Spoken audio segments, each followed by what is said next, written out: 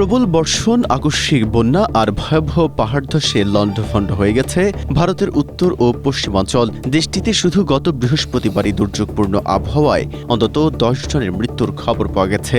ভারী বৃষ্টির কারণে জলমগ্ন হয়ে পড়েছে ভারতের রাজধানী দিল্লি। উত্তর পূর্ব দিল্লির তুফমিরপুরে ১৬০ মিলিমিটার এবং ময়ূর বিহারে ১০৩ মিলিমিটার নজিরবিহীন বৃষ্টিপাত রেকর্ড করা হয়েছে।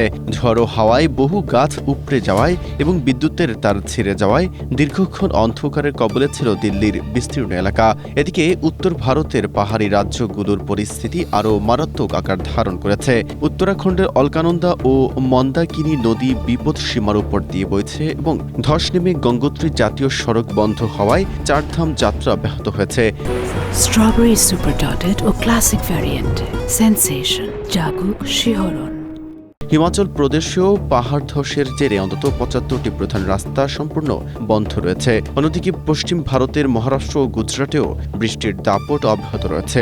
কার্জাট লোনাভালা ঘাট বিভাগে পাহাড় ধস নামায় মুম্বাই, পুনে ও হায়দ্রাবাদগামী প্রায় ১৮টি ট্রেন বাতিল করেছে রেলওয়ে।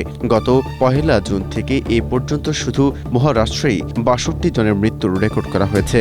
এছাড়া গুজরাটের সুরাতে ২৪ ঘণ্টায় ৩৫৮ মিলিমিটার বৃষ্টিপাত হওয়ায় এনডিআরএফ ও দমকল বাহিনী নৌকা করে প্রায় ৬,০০০ মানুষকে উদ্ধার করে ত্রাণ শিবিরে পাঠিয়েছে।